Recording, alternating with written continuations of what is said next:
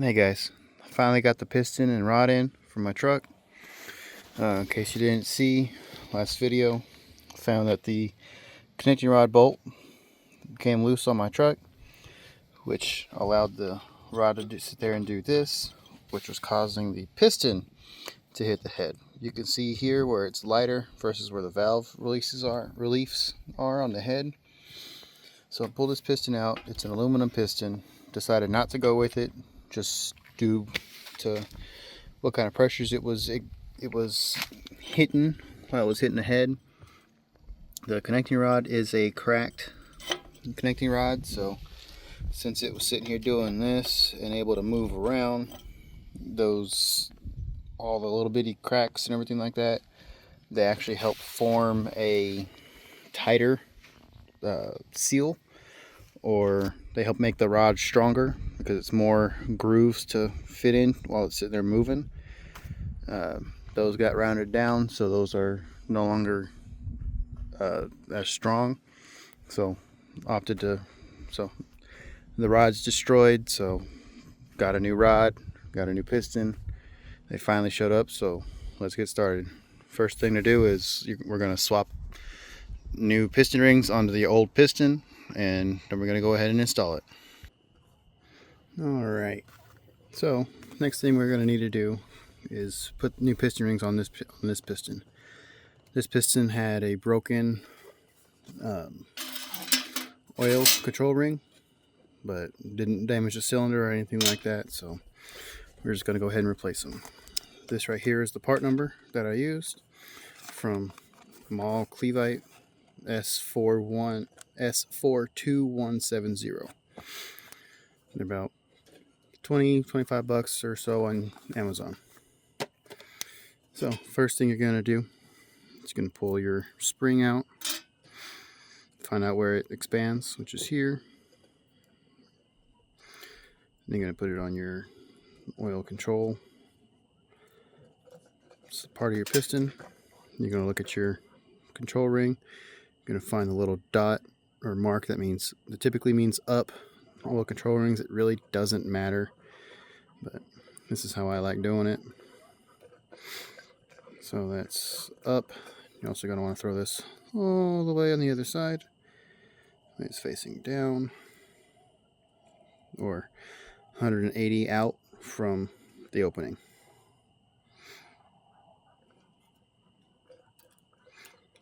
You're going to slide it on. Nope, missed it on the bottom.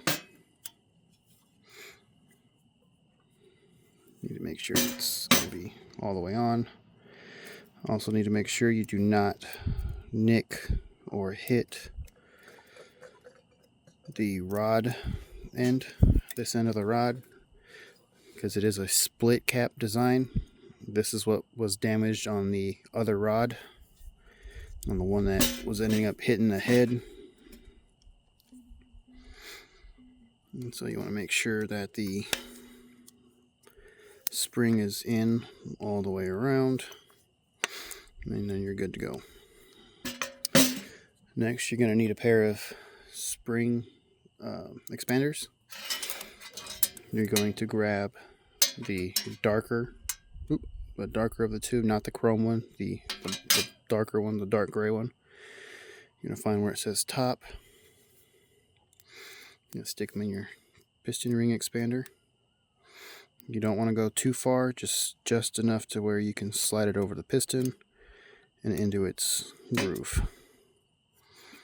It's in its groove. Oop. Where are you going, piston? Come back. Alright, then you're going to grab your fire ring or compression ring.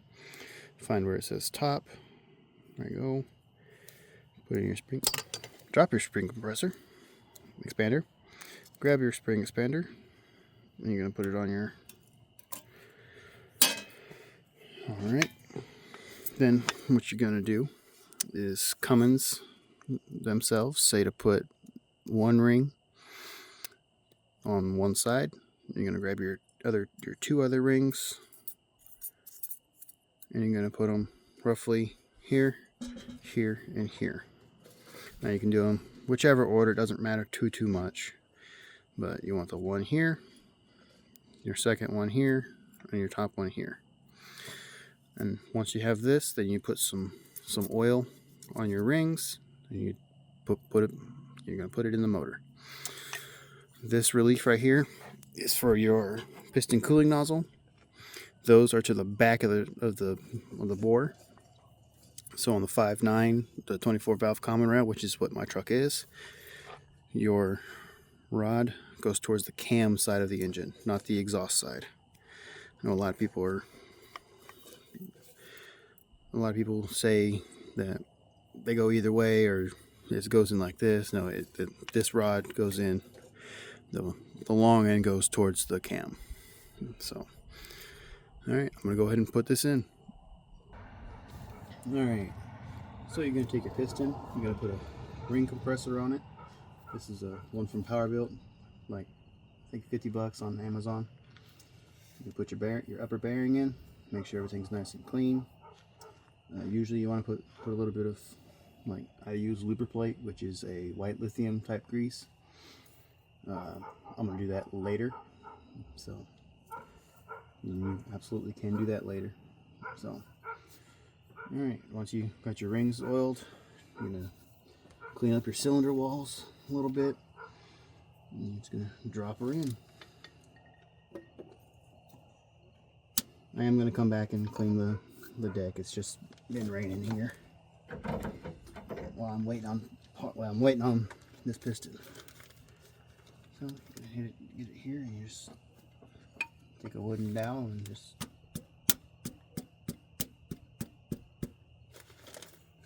make sure it's going in straight. Lightly tap it. Goes the last ring. Make sure your arrow and it says front is facing the front. Sit it down. Think. That's how you put a piston in. Alright. Once you get your new piston put in there, and there's the other one back there, then you want to come over here, obviously clean your deck surface, which I just did. You're going to come over here and clean your head. You want to make sure that you have no puddles of oil in anywhere, because you're going to be moving, shifting, everything like that. You want the deck surface to be nice and clean. So you're going to take it, and you can use brake clean, I mean, whatever you need to in order to clean it up. You just need to clean it up.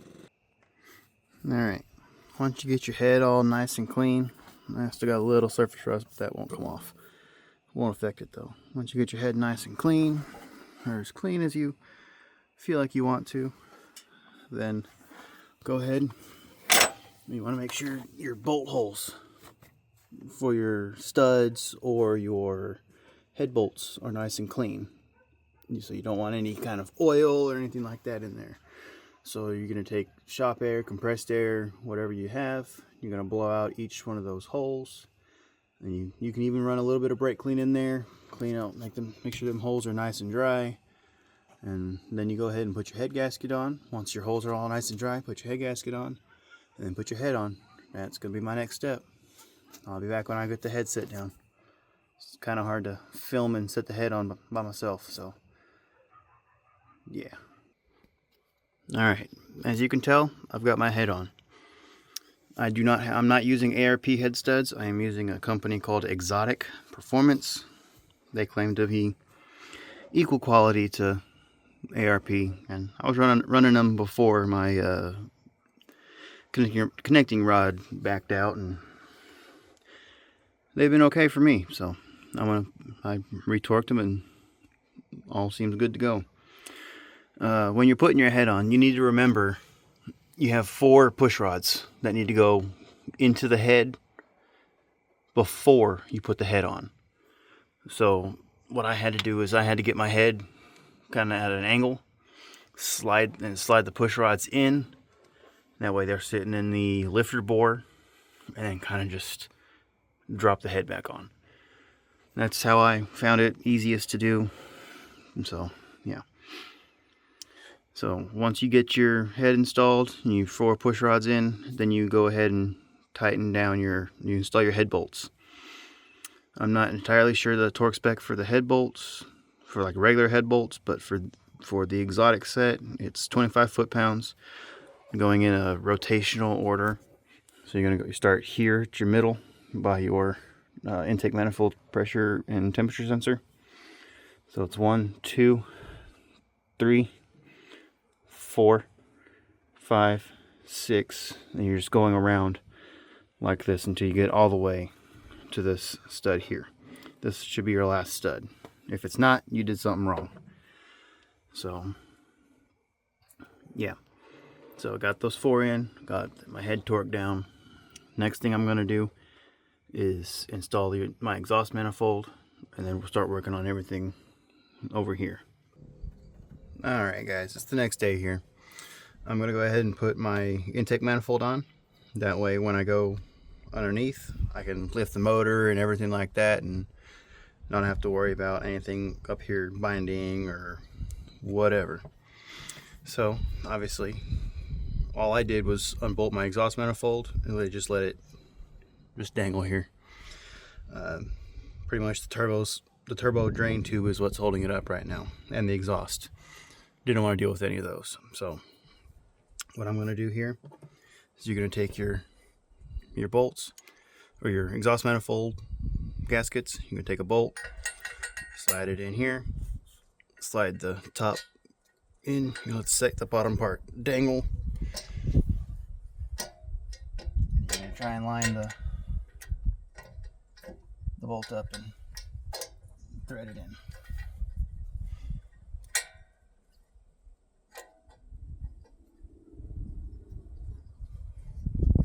Just like that.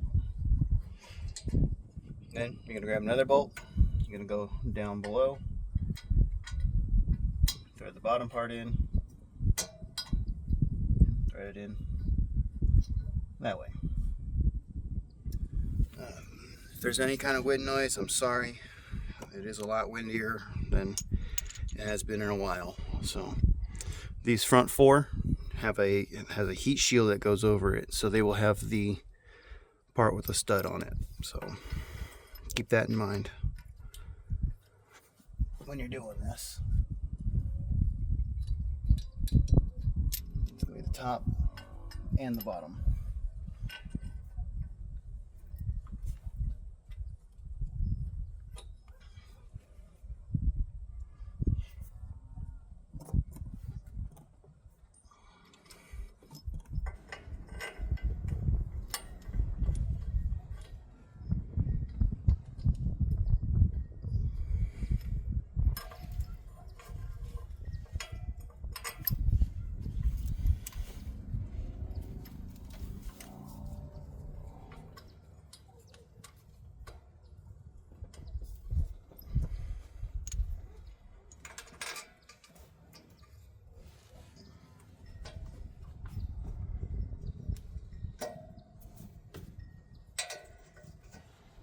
It's a 13.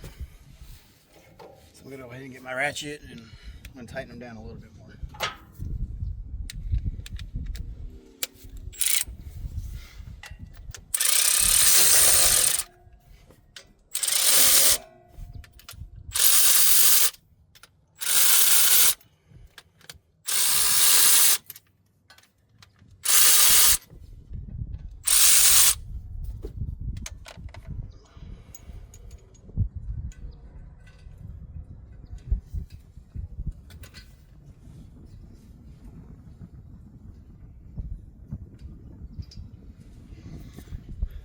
And you're gonna, your last one with the stud is gonna go on where your turbo mounts. It's gonna go on that bottom stud right there. That way it holds the heater core line. So I'm gonna finish up here, and I'll come back when we're going underneath the truck. Believe the torque specs are gonna be roughly 35 or so foot-pounds, but look it up, do your research on it. I'm not gonna tell you what the torque spec is in case you over torque some. So always find the correct torque specs for your particular engine. Alright, now that the exhaust manifold is secured, we crawled under here, and now I'm going to show you guys how I'm going to do the connecting rod. Unfortunately, I was not able to locate any kind of aftermarket like ARP style connecting rod bolts for the common rail. Can find them all day long for the 12 valve and the previous generation of 24 valve. I just cannot find one for the common rail. So we went down to a local Cummins dealer and picked up 12 brand new connecting rod bolts for my truck with the ESN. About $100, but it's all right. So what we're gonna do is use this stuff, Lubriplate number 1.5. It's motor assembly grease. Use it all the time at my work.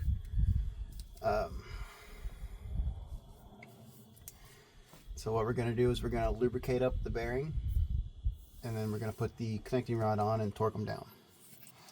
So I'm going to go ahead and get some grease on the upper shell, since we didn't do it last night, but also didn't want it to sit overnight without any collecting dirt and grime and everything like that. So I'm just going to reach in there and smear some around. Don't gotta be perfect, but you also want to try and keep it off of the mating surface where the new cap is gonna sit. So you're gonna clean your fingers off, reach up there and pull the connecting rod down. Bink. I'm gonna clean it off a little bit because I did get a little bit.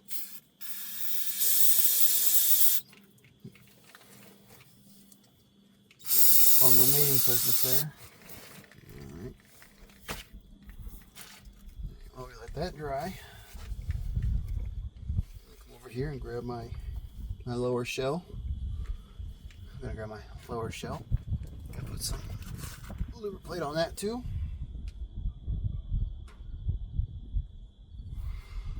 A little bit goes a long way. Make sure your fingers are clean. Lose your rag to the wind.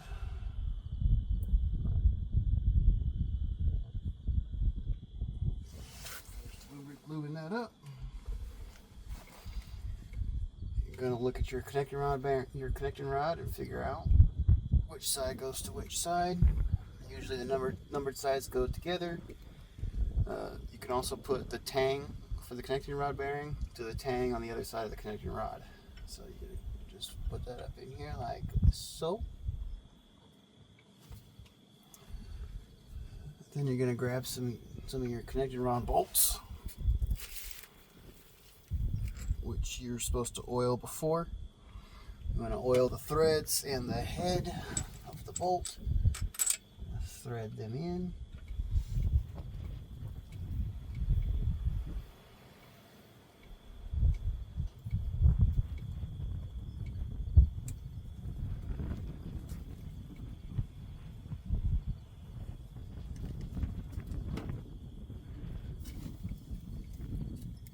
Grab another bolt.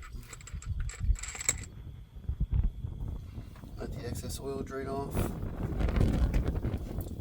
Jeez, the wind's terrible right now.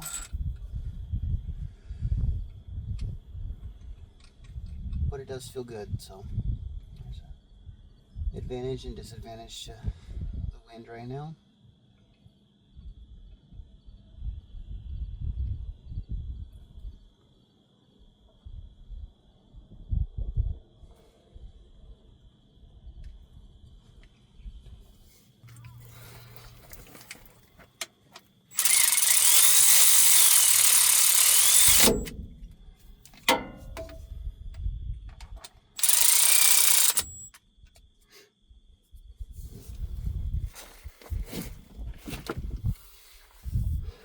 Alright, once you get your bolts all snug, then you're going to torque them down. Again, go with whatever you find or contact the dealer. Figure out what torque spec your particular connecting rods are supposed to go to. believe mine are 22, 44, and then a 60-degree torque turn. I'm gonna do that off camera because I need to verify that that those are indeed my specs. So once I do that, then I'm gonna go through each connecting rod, replace the bearings, and I'm gonna replace the connecting rod bolts on all 6, well, the other 5. So once I do that, then I'm going to start removing each individual main cap, and I'm going to be putting studs in. So while I'm here, I might as well put some studs in. Just verify that I have the right torque spec on everything now. So alright, once you get all your connecting rod bolts torqued down and all your bearings replaced, if you're replacing bearings, then if you're not going to be putting studs in like I am, then you can go ahead and skip to the video where you lift the engine up, put your oil pump on, your oil pickup tube on, and then you can put your oil pan gasket and your oil pan back on, and go from there, which I'll show later in the video. However, if you are going to be putting studs in like me, then what you're going to want to do is you're going to want to take one bolt out at a time. Take a bolt out, put the stud in, lube the threads, put the washer, lube the thread, lube the other side of the washer, and thread your nut on. Then you can torque it down to the first torque and remove your other bolt. So the kit that I'm using, again, is from Exotic Performance. Their first step is 40, second 80, and step 3 is 125. So I've already loosened this first bolt, so that way you're not sitting here impact.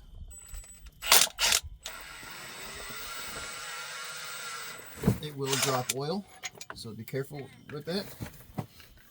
Pull your bolts out, throw it to the side. You don't need it.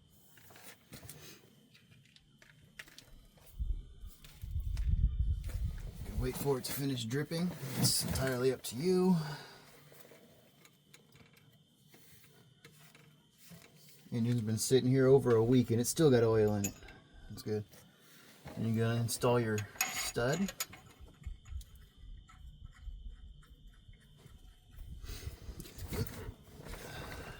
They say they want you to run it in by hand as far as it'll go.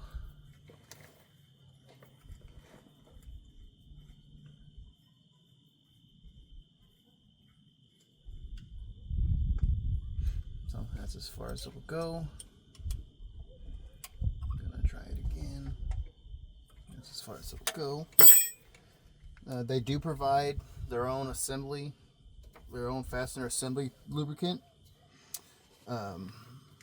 I'm going to use this ARP Ultra Torque Fastener Assembly Lubricant because it's what I used on the head bolts. So if I've already got it open, why open another package, right?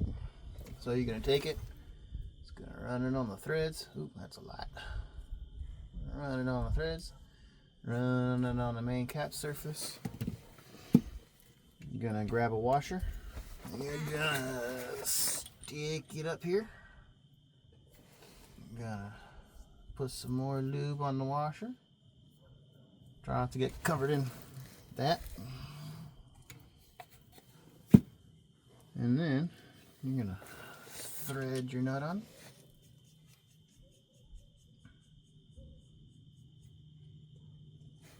Alright, it's hand tight. You're going to get your torque wrench out.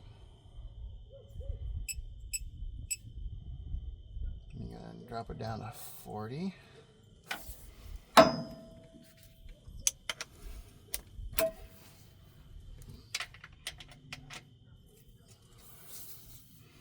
You're going to torque her on down.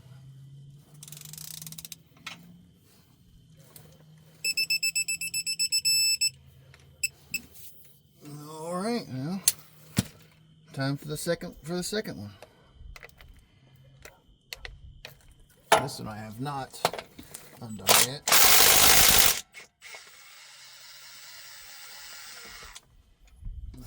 Gonna drain oil, throw it off to the side.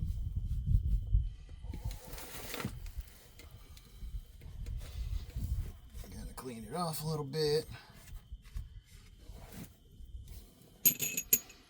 Gonna grab your stud, put it in. Grab your tool that they provide. You gotta avoid the oil that's dripping from my sway bar.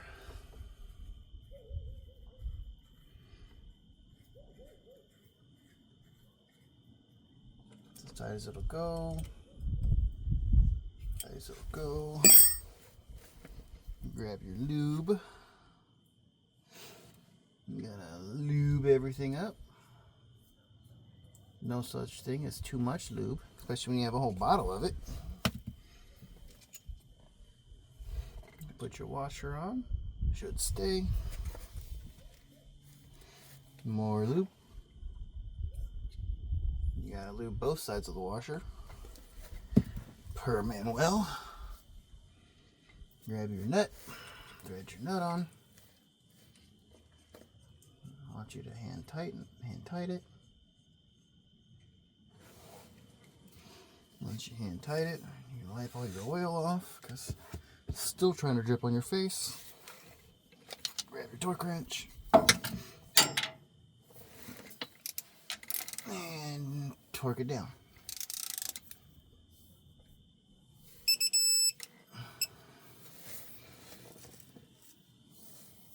Alright, once you torque the 2 down to 40 foot-pounds, then you're going to step it up to 80 per this exotic kit. If you're using an ARP, I don't know what the torque specs are, but I believe they're fairly similar. You torque it down to 80. There's 80. Torque it down to 80. Alright, there's 80. Then 125.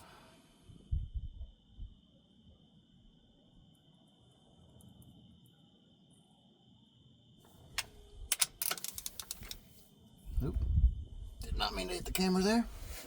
Nope, going away.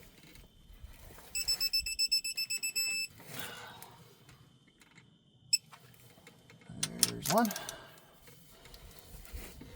Trying to roll away again. And there's 2. Alright, time to repeat this process 12 more times. Once you get your block stiffener plate installed, I had to drill some holes in mine for the studs to pass through. ARP does sell a set that you don't have to do that with, but I didn't get it, so yeah. So after you put your block stiffener plate on, then you're going to put your oil pickup tube on. And once you put this on, then the next step is the oil pan. And once you put the oil pan on, then you can go ahead and set your engine back down. So I'm going to go ahead and do that. Alright, so next step is to replace your injector O-rings.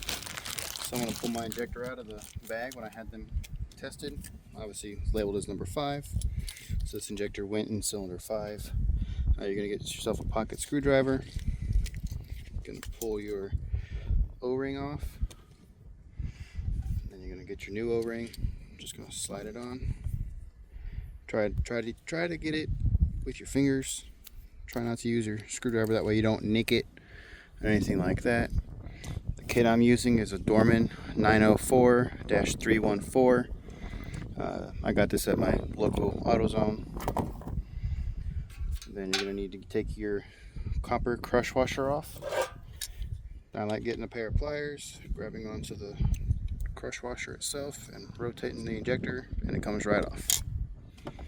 Throw it away. Grab yourself a new washer. They don't really matter which direction they go on. They used to, but not so much anymore. Sit here and just push it all the way on, and your injector's done. I'm gonna put it back in the bag. That way it stays nice and clean until you're 100% ready to go. You're gonna grab your injector feed tube, Mine's been sitting out for a little bit, so it's dirty. So I'm gonna take some brake clean and clean it off.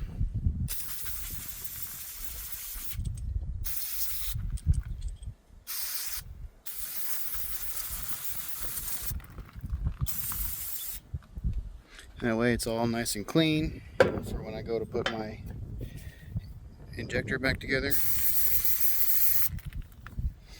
You want to make sure you spray down your tube, because this is where your injector gets its fuel from. Put your nut back on. Grab your screwdriver again. You're going to pull this O-ring off, which this kit does come with the push tube, with the injector feed tube O-rings. You can put it on. There you go. So you're going to take this, you're going to put it in the bag with your other injector, That way they kind of stay together as a married set. And you go on to the next. Grab my injector, pull it out, pull off the O-ring. Now, while these are new injectors, and I could potentially go back together with them, since I have used them once before, you have a higher chance of tearing an O-ring. So I don't recommend reusing O-rings or reusing the injectors without replacing the O-rings. But again, it's my truck. I'm choosing for peace of mind, so I'm replacing my O-rings and my crush washers. That way I don't have a fuel leak in the future. Grab my feed tube. Grab my feed tube. It's all full. This one's got paint and it's full of just garbage. I'm gonna clean it off. Paint doesn't matter so much as all the dirt and everything like that. Obviously you don't want paint getting in your feed tube, but you also don't want dirt in it either. So clean it off the best you can. See, that's so much better. Obviously that paint didn't come off, which is fine. Grab your screwdriver and pull your O-ring off. Grab a new O-ring and slide it on. When I replaced the injectors, these were brand new, so the only time these have ever been used is with these injectors. That way they are mated. Put it in the bag, that way they're matched. And you're going to continue with the other four. Alright, so once you get your oil pan and everything like that back on, you set your engine back down and tighten up your engine mounts. Then you're going to start putting all your accessories and stuff like that on. Don't forget your coolant, your fuel return line on the back of your cylinder head. That one's very important, or else you have a massive fuel leak. So when you're putting the injectors back on, you're going to get yourself a little bit of oil. You're going to lubricate your O-ring here, your top O-ring on your injector. Then you're going to look down your injector hole. You're going to see where your fuel connector is going to be, and you're going to match that up with the hole in the injector. Focus. That hole right there is going to face that hole in there. So you're going to put it in like so. Push down. Bink. You're going to get 2 bolts. You're going to get those bolts started.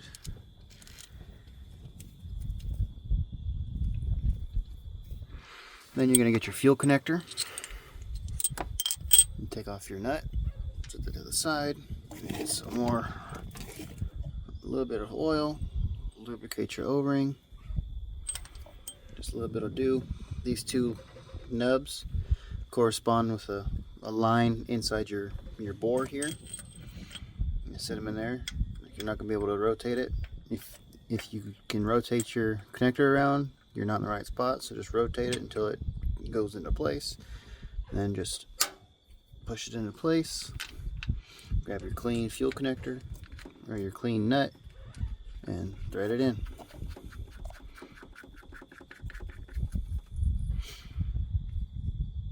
And then you're going to repeat this process for the other 5.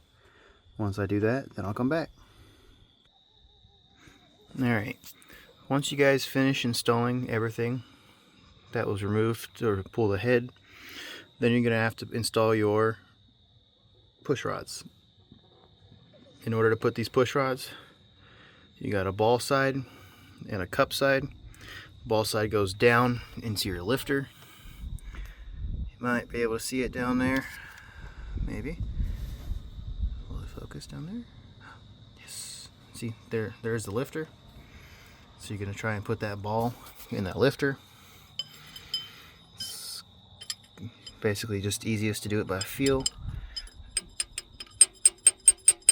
If you hear that, that is the block. Like you can definitely be able to tell and feel when it's in the hole, because if it's not, you can move it around. Once it's in the lifter, you can't feel it. You can't feel it move or anything like that. So once you get the other 8 push rods in, then you gotta put your rockers on. I'm gonna put my rockers on, and I'll leave 2 off for you guys to show you guys. Alright, see, I got my other 5 sets of rocker arms on. First thing you're going to want to do is you're going to get your valve bridge. You're going to put it on your exhaust valves. You can put another one on your intake valves. Then you're going to put your rocker arm pedestal down. Then you're going to take your longer of the 2 rockers and put it on the outside. That's your exhaust rocker. There's a bit of tree in there. And then you're going to put your intake rocker in the hole. And what you're going to do is just going to take something and then you're going to run them down.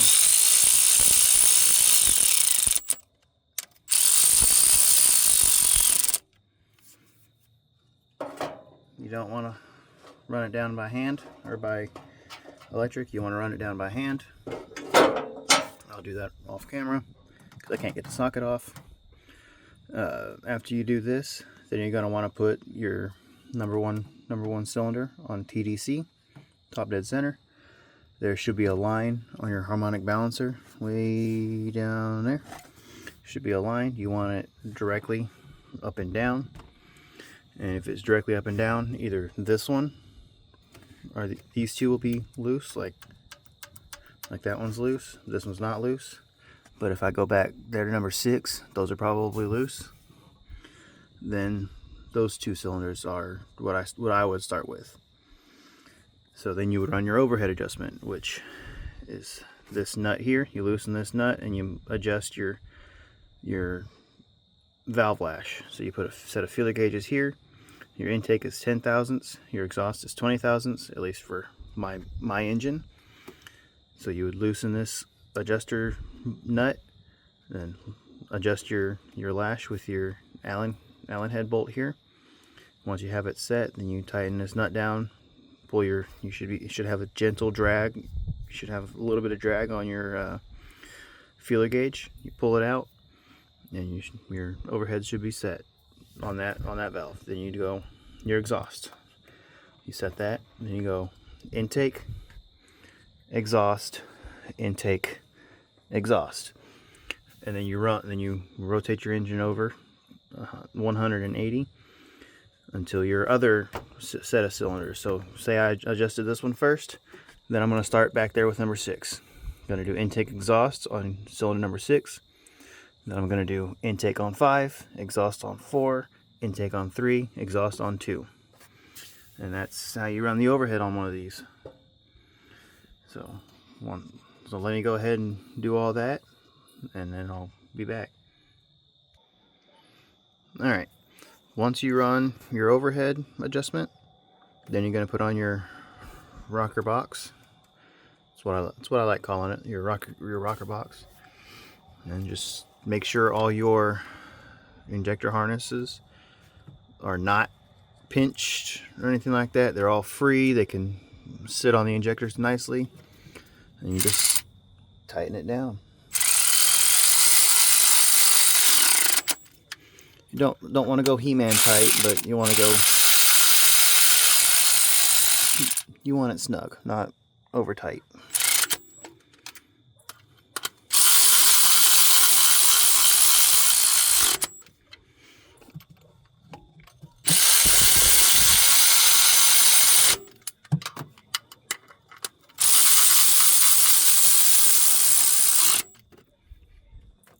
Don't forget your one way in the back.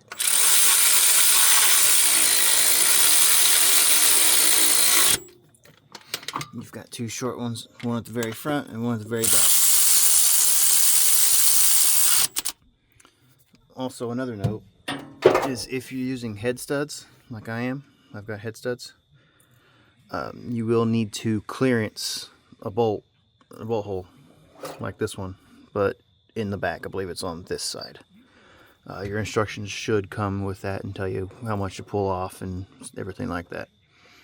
Now that I've got the rocker box installed, then I can go ahead and tighten up all my injector harness studs. Careful not to cross through them or anything. There we go. So I'm going to install them. These torque down to like 8 or 11 foot-pounds or something like that, or inch-pounds, my bad, like 8 or 11 inch-pounds. Super, super small, because they are a brass stud, so they do like to break fairly easily. So once you get all those installed, then you can go ahead and put your valve cover on. So let me go ahead and do that. All right.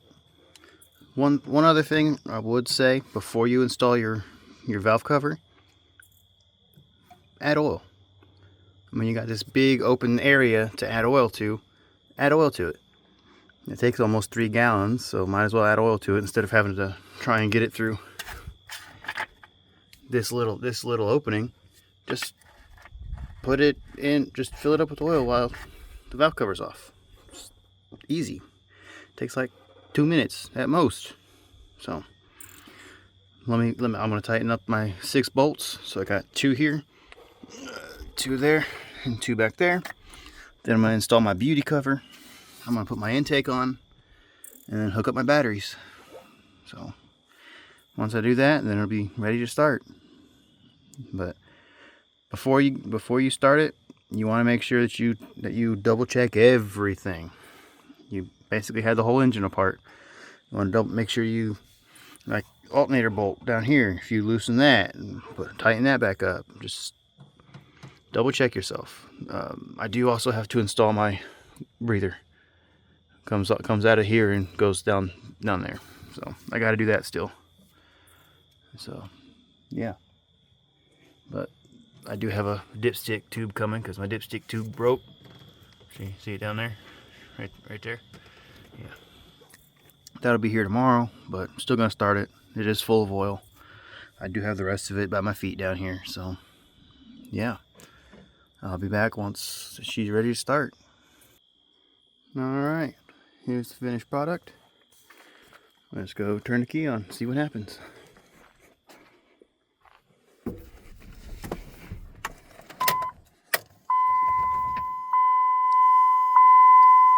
$394,000 miles. Right. Keys on, lift pumps running.